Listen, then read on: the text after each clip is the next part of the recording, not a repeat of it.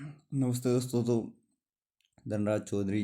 तो आज बात करेंगे कि जो बीएसएफ है, बीएसएफ के ऊपर जो ममता बनर्जी ने एलिगेट लगाया है कि बीएसएफ अपना काम ढंग से नहीं कर रही है, और बीएसएफ को ये देखना होगा कि बीएसएफ अपना काम ढंग से करे। तो BSF allowing information to entire India idea to the dis behaviour West Bengal allegation to Mamata Banerjee. मतलब कि ममता बनर्जी का कहना है कि जो बीएसएफ है, बीएसएफ भी जो अनलीगल जो रोहिंग्याज है उनको यहाँ पर इंटर करने देती है, वही है जो यहाँ पर उनको सपोर्ट करती है और उनको अंदर आने देती है, जो इंटरनेशनल बॉर्डर है उनको पार करके।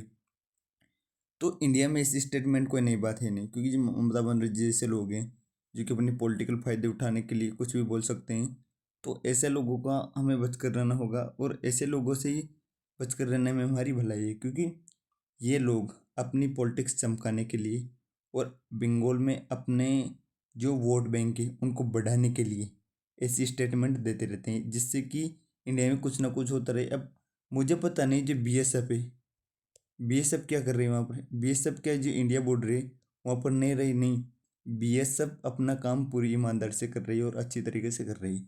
ये मैं समझने वाली बात है। परंतु ऐसे ही लोग हैं, कुछ लोग हैं, कुछ लोगों को कुछ चीज़ें पसंद नहीं है या फिर कुछ लोगों को चीज़ें भाती नहीं है, तो वह अपना ऐसा कंसिडर कर लेते हैं, मानो कि हमने ऐसा नहीं किया, ऐसा नहीं किया। परंतु ये जो स्टेटमेंट है ममता बनर्जी का, मैं इससे बिल्कुल भी सहमत नहीं हूँ। क्योंकि ममता बनर्जी ने जो कहा है कि जो बीएसएफ है, बीएसएफ इनलीगल रूप से जो रोहिंग्याज हैं उनको अंदर लगाया था, allegate to Mamata Banerjee. Mamata Banerjee said the cold sane weapon of the central government behind the attitude of BSF. जो बीएसएफ का एटीट्यूड है उसके पीछे सेंटर का हाथ है। हाँ, ये मानना होगा कि बीएसएफ सेंट्रलाइज है, बीएसएफ एक अर्धसैनिक बल है, ये हमें सबको पता है। और बीएसएफ का काम है अपने देश को प्रोटेक्ट करना, और बीएसएफ ये अच्छी तरह से कर रहे हैं। ममता बनर्जी जैसे लोगों को बीएसएफ को बताने की जरूरत नहीं है कि इंडिया को क्या करना चाहिए और क्या नहीं करना चाहिए। बीएसएफ अपना काम एकदम क्रेडिबल तरीके से कर रहा है, बीएसएफ अपना काम करता रहेगा, तो इसमें कोई शक की बात नहीं है। परंतु ऐसे जब पॉलिटिशियन हमारी जो अथॉरिटीज़, हमारी जो सेना है, भारतीय सेना है, उनके ऊपर जब उंगली उठाते हैं तो थोड़ा दुख तो होता ही है। परंतु ये इंडिया में कोई नई बात है नहीं। ऐसे अथॉरिटीज़ हमारे ऊपर उंगलियां उठाते रहते हैं रोज़मर्रा, और हम इनसे से बचते रहते हैं। तो आगे चलते हैं। तो आगे जब बांग्लादेश है, तो बांग्लादेश की जो वहाँ पर जो बुक्स है, वहाँ पर बुक्स के अंदर जो शेख मुजीबुर रहमान को हीरो बताया गया है। क्योंकि जो 1971 का जो वॉर हुआ था, 1971 का जो वॉर हुआ था उसमें इंडिया ने बांग्लादेश नया बनाया था, और उसमें जो मेन रोल था वो था शेख मुजीबुर रहमान, मुजीब उर रहमान का। ठीक है, रहमान साहब का वहाँ पर बहुत बड़ा रोल था। तो रहमान साहब का रोल था, तो एक तरह से हमारे जो गांधी जी हैं, गांधी जी का रोल रहमान साहब को वहाँ पर मिला हुआ है। तो गांधी जी की तरह उनको पूजा जाता है, उनकी क्रेडिबिलिटी की जाती है, जिसे बंगा बंधु भी कहते हैं। बंगा बंधु मतलब कि पूरे जो बांग्लादेशी हैं उनका भाई, ब्रदरहुड, मतलब कि जो बड़ा भाई, उसे एक तरह से हम बंगा बंधु कह सकते हैं। तो परंतु अब जो वहाँ पर शेख हसीना सरकार तो गिर गई, क्योंकि जो अमेरिका CIA ऐसे उन्होंने शेख हसीना सरकार तो गिरा दी। परंतु जो नई सरकार बनी है, जो वहाँ पर मोहम्मद यूनिस की सरकार बनी है, वो चाहती है कि वहाँ की जो बुक्स है, क्योंकि सबसे ज़्यादा रेडिकलाइजेशन आपके स्कूल्स स्कूल में होता है। आप पाकिस्तान को ले लो, पाकिस्तान के स्कूलों में ये पढ़ाया जाता है रियली में कि 1971 में जो हिंदुओं ने साजिश कर दी थी इसलिए हम युद्ध हार गए।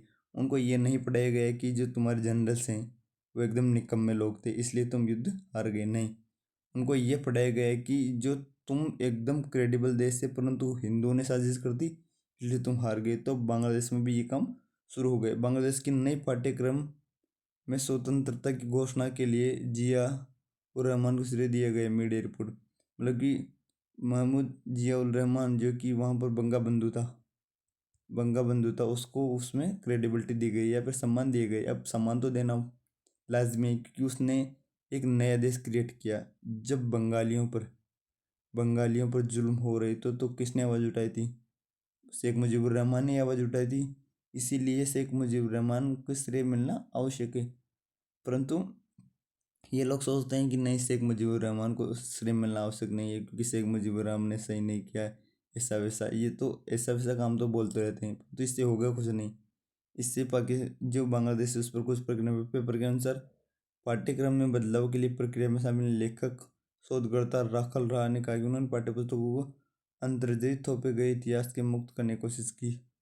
अंतर्जरित थोपे गए इतिहास, मुझे पता नहीं बांग्लादेश पर किसने इतिहास थोपा। इंडिया ने तो नहीं थोपा। इंडिया ने तो सिर्फ बांग्लादेश की मदद की थी, वो भी तब मदद की थी जब पूरा जो देश है वहाँ पर इंडिया ने जो अमेरिका है उसको नाराज़ कर लिया इनके खातिर। अमेरिका जो इंडिया है, इंडिया पर अटैक करने के लिए आ गया।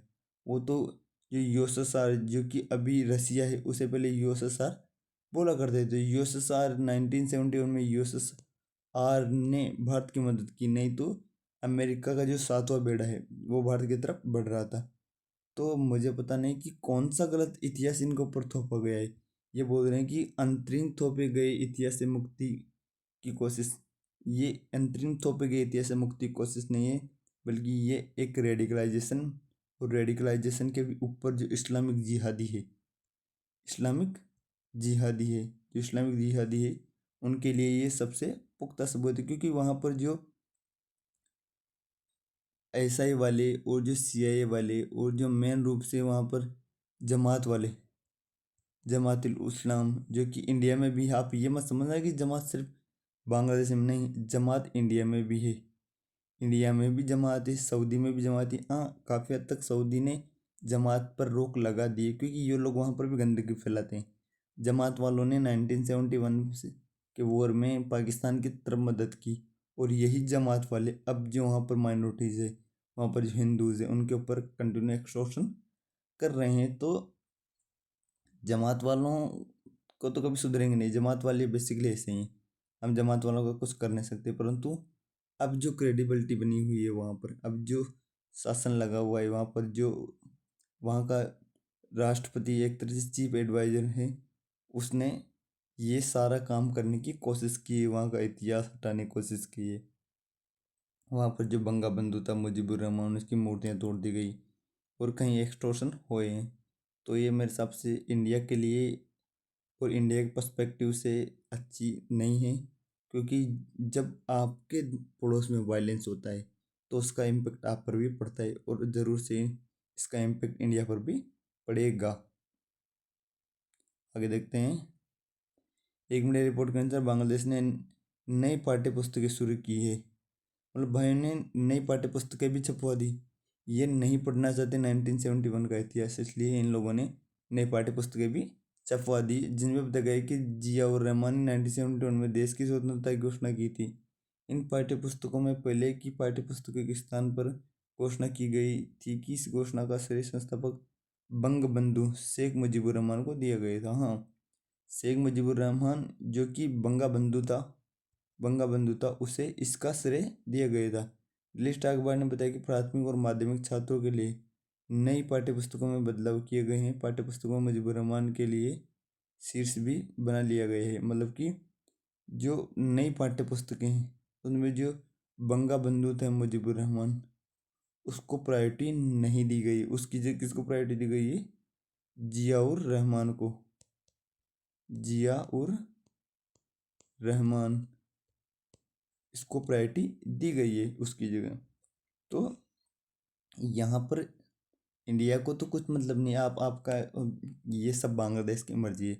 अब आपका इतिहास तोड़ो मरोड़ो कुछ भी करो, इसमें इंडिया कुछ नहीं, इंडिया के पर्सपेक्टिव से, और इंडिया इसमें कुछ नहीं कर सकता। आपकी मर्जी, आप वो कर सकते हो। परंतु डर इस बात का रहता है कि इंडिया ने इतना कुछ किया, इंडियन आर्मी ने 1971 के वॉर में इतना कुछ किया कि 92,000 पाकिस्तानियों ने सरेंडर किया। और हाईलाइट करने वाली बात है कि जी ये बंदा है, आप ये बंदा देखो आप, शेख मुजीबुर रहमान। इस शेख मुजीबुर रहमान है, शेख मुजीबुर रहमान ने ये सब किया था वहाँ पर। और जो शेख मुजीबुर रहमान है, शेख मुजीबुर रहमान को बंगा बंधु भी इसलिए कहा गया था क्योंकि ये जो वहाँ पर बांग्लादेशियों की तरफ एक्सटोर्शन हो रहा था, उसके खिलाफ इसने आवाज़ उठाई। मेरे हिसाब से जो ये बंदा है जिसे कि ये इन्होंने बोला है कि इसको करना चाहिए, ये होगा सही जमात का होगा, तो इसको कुछ करने के लिए सब बोला होगा, और हो सकता है इसको कुछ करने के लिए ये सब ड्रामा अच्छा होगा। तो देखते हैं आगे। 10 people shoot outside a nightclub in New York, queen for suspect at large. मतलब कि 10 व्यक्तियों को ठोक ठोक दिया न्यूयॉर्क में। अब ये जो अमेरिका वाले बोलते हैं कहाँ टेररिज्म है, यहाँ देखो भाई, यहाँ पर आए दिन मास शूटिंग, क्योंकि यहाँ पर जो पिस्तौल है या फिर यहाँ पर वेपन रखना एक तरह से अनलीगल नहीं माना जाता अमेरिका में। ये अमेरिका में पिस्तौल या फिर जो वहाँ पर वेपन रखना लीगल माना जाता है। वहाँ का जो 3 का जो कॉन्स्टिट्यूशन का जो 3 आर्टिकल है वो एक कहता है कि हर व्यक्ति को, अमेरिकन वासी को अपना हथियार रखना मैंडेटरी है, या फिर वो रख सकते हैं। About the 13 shoot were fired at the people standing outside a amazing night before the गनीमा field out the foot and then the scene getting into the सदन विदाउट ओवर सेट पैलेस। मतलब कि ये लोग कर रहे थे पार्टी, न्यू ईयर की पार्टी में एक भाई आया, उसने 10 लोगों को निपटा दिया। इस पर FBI और ये सारे इन्वेस्टिगेशन चल रहा है, और ये समझ जा रहा है कि ये न सुसाइड अटैक न होकर जो जिहादी इस्लामिस्ट या फिर जो आतंकवादी हमला हो सकता है। अब ये कंफर्म नहीं हुआ कि हुआ है या नहीं, हो सकता है कि यह आतंकवादी हमला हो, ये भी हो सकता है इसमें। और इसमें कहीं और भी पर्सपेक्टिव खुल कर आएंगे, जिसमें कि और भी इसमें पर्सपेक्टिव खुलकर आएंगे। और इसमें अभी जो डेथ वर्ड है उसमें 10 लोगों की मौत हुई है, और जो वहाँ की पुलिस इसमें इन्वेस्टिगेशन कर रही है न्यूयॉर्क की। तो ये घटना हो गई, जो हैप्पी न्यू ईयर मना रहे थे सब लोग, तो एक जिहादी बंदा है, उसने सबका गुड नाइट बोल दिया उसने। तो आगे देखते हैं। इस्लामिक स्टेट से प्रेरित ड्राइवर ने न्यू ओरिलियन में हुए घातक हमले से पहले हत्या करने की इजाजत जताई थी। जो बाइडेन की तरफ से आई है। जांचकर्ता अनुमानों में बंदूकों ताज़ा विस्फोट उपकरण मिला है, साथ ही सर अब जो ये हो रहा है वहाँ पर, जो जिहादी माइंडसेट बढ़ रहा है वहाँ पर, ये पूरे यूरोप में, पूरे जो अफ्रीकन कंट्रीज है वहाँ पर, और जो गोरे लोग हैं वहाँ पर, क्योंकि गोरे लोगों ने इन लोगों को भर लिया है। गोरे लोग बोल रहे थे कि आओ आप हमारे देश आओ, आप यहाँ रहो, यहाँ बैठो। तो अब यही लोग हैं जो गोरे लोगों को निपटा रहे हैं। गोरे लोगों को बोल रहे हैं कि टाटा बाय बाय, तुम जाओ। अब गोरे लोग भड़क रहे हैं, ये कैसे हो गया, हमने तो उन्हें शरण दी थी, तुमने इन्हें शरण दी थी, परंतु जो इनका माइंड सेट है, क्योंकि ये लोग गंदगी से उठकर अमेरिका है, ये लोग अपनी कल्चर से उठकर अमेरिका है, परंतु ये लोग अमेरिका कल्चर फॉलो ना करके ये अपनी जो गंदगी वो अमेरिका पर थोपना चाहते हैं, यहाँ पर जो वेस्टर्न कंट्रीज उन पर थोपना चाहते हैं। तो ये हमला तो हो गया, परंतु इसके पीछे इस्लामिक स्टेट जो आई एस आई दाइश, जो कि एक क्रेडिबल क्रेडिबल आतंकवादी संगठन माना जाता है वर्ल्ड का। आईएसआई काफ़ी लार्जेस्ट संगठन है वर्ल्ड का, वो माना जाता है। तो उस पर हमला की जो एक तरह से क्रेडिबिलिटी दी गई कि ये आईएसआई से प्रेरित हो सकता है, पर आईएसआई से जुड़ा हुआ हो सकता है ये व्यक्ति। तो इसकी भी जांच चल रही है, FBI इसकी जांच करेगी, इसमें और भी कुछ पॉइंट आउट खुलेंगे या नहीं खुलेंगे, इसकी बात हम फिर करेंगे कल। इस्लामिक स्टेट समूह का झंडा लगे पिकअप ट्रक को चला रहा एक अमेरिकी सेना के पूर्व सैनिक ने न्यू ऑर्लिन्स में शोरगुल भरे नए साल में जश्न 15 लोगों की हत्या कर दी। ये भाई अमेरिका सेना का पुराना सैनिक था, ये कोई ऐसा वैसा बंदा नहीं था, ये था अमेरिकी की सेना का एक सैनिक। अमेरिका की सेना के पूर्व सैनिक ने ऑर्लिन्स के शोरगुल में भरे नए साल के जश्न के दौरान 15 लोगों की हत्या कर दी। 15 लोगों को इस महीने निपटा दिया ऐसा इसके चक्कर में बेसिकली, क्योंकि वो पुलिस की नाकाबंदी को पार कर रहा था और जश्न मना रहे लोगों को टक्कर मार रहा था, जिसके बाद पुलिस ने गोली से मार दिया। पुलिस ने उसे एक तरह से निपटा दिया। इंडिया में तो बेसिकली हम अगर एक गोली चला दे तो वहाँ पर वेस्टर्न कंट्रीज भड़क जाती है, नहीं, इंडिया में मास प्रोटेस्ट हुई, वहाँ पर गोलियाँ चली, वैसे इस भाई ने निपटा दिया। अगर आप पीछे अपना लाइसेंस निकालने के लिए भी हाथ करते हो, और अगर उनको शक होता है अमेरिकी पुलिस को, तो आपको ठोक सकती है। उनके पास अधिकार हैं, वो आपको अच्छी तरह से ठोक सकती है। तो इस भाई ने 15 लोगों को तो निपटा दिया। 15 लोगों को निपटाने के बाद इसको पुलिस वालों ने वहीं पर ठोक दिया बेसिकली, और इसका राम नाम सतीश कर दिया। अब यह निकाय कि वो बुधवार 1 जनवरी 2025 को हुए हमले की जांच आतंकवादी कृत्य के रूप में कर रही है, और उसे नहीं लगता कि ड्राइवर ने अकेले ये काम किया। मतलब कि उसे लगता है कि अमेरिका में कुछ लोग बैठे हुए हैं, कुछ कीड़े बैठे हुए हैं जो उस व्यक्ति की मदद कर रहे हैं, क्योंकि वो व्यक्ति अकेला तो वो काम कर नहीं सकता। और अगर वह व्यक्ति अकेला काम नहीं कर सकता, तो ऐसे कौन से लोग हैं जो अमेरिका में रह कर भी अमेरिका की खाना खाकर भी, अमेरिका का नमक खाकर भी अमेरिका से नमक हरामी कर रहे हैं। तो उन लोगों को निकाला जाएगा। उन जो कीड़े हैं उनको बिल से FBI निकालेगी। उन जो जिहादी माइंडसेट है उनको FBI माइंड से निकालेगी, बिल से निकालेगी। उनको ऐसा सूतेगी कि आप इमेजिन नहीं कर सकते। जांचकर्ताओं ने वाहन में बंदूक और इम्प्रोवाइजर एक्सप्लोसिव डिवाइस मिली। साथ ही शहर में प्रसिद्ध फ्रेंच क्वार्टर में अन्य जगह भी उपकरण मिले। मतलब कि वहाँ पर बंदूक मिली और इतने कई उपकरण मिले। और FBI का कहना है कि ये इसने अकेला काम नहीं किया, इसके साथ भी और कोई बंदे हैं। तो हो सकता है, और ये भी हो सकता है कि वो अकेला रेडिकलाइज हुआ हो, क्योंकि इस वक्त जो रेडिकलाइजेशन करना बहुत आसान है। आप कुछ मत करो, आप एक अच्छा सा वीडियो बना दो। आप अगर वीडियो बनाकर आप लाखों बच्चों को रेडिकलाइज कर सकते हो। इस वक्त सबसे आसान काम है किसी व्यक्ति को रेडिकलाइज करना है, बट डिस इन्फॉर्मेशन फैलाना। क्योंकि डिस इन्फॉर्मेशन आप कुछ भी कर सकते हो। आजकल हर व्यक्ति के पास अपना सोशल मीडिया है।